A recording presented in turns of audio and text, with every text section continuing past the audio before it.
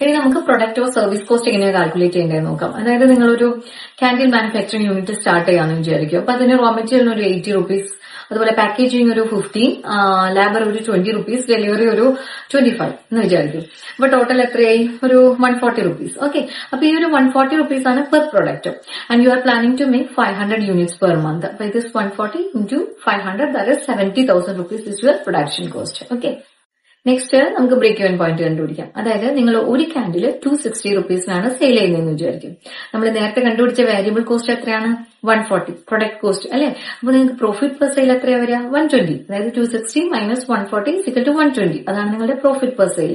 അപ്പൊ break even point കണ്ടുപിടിക്കാനായിട്ട് നമുക്കൊരു സിമ്പിൾ ഫോർമുല ഉണ്ട്. അതായത് നമ്മളുടെ നേരത്തെ കണ്ടുപിടിച്ച മന്ത്ലി ഫിക്സഡ് എക്സ്പെൻസ് ഇല്ലേ, മന്ത്ലി ഫിക്സഡ് കോസ്റ്റ്, അതേ divided by this profit per sale ചെയ്താൽ മതി. നമ്മൾ നേരത്തെ കണ്ടുപിടിച്ച ഫിക്സഡ് മന്ത്ലി കോസ്റ്റ് എത്രയായിരുന്നു? 40,000. അതേ divided by this 120, you will get 334. അപ്പൊ ഈ 334 എന്താ ഉദ്ദേശിക്കുന്നത്? At least you need to sell this 334 candles this month in order to cover your cost. നിങ്ങളുടെ കോസ്റ്റ് കവർ ആവണമെങ്കിൽ തന്നെ 334 കാൻഡിൽസ് ഈ മാസം നിങ്ങൾ സെയിൽ ചെയ്യണം. അപ്പൊ 334 എന്നുള്ളത് ഒരു മാസത്തേക്കാണ്. അപ്പൊ ഒരു ദിവസം എന്ന് പറഞ്ഞാൽ ആവറേജ് ഒരു 11-12 കാൻഡിൽസ് നിങ്ങൾ വിറ്റാലേ നിങ്ങളുടെ കോസ്റ്റ് കവർ ആവത്തുള്ളൂ. That's your break even point. That's no profit no loss point.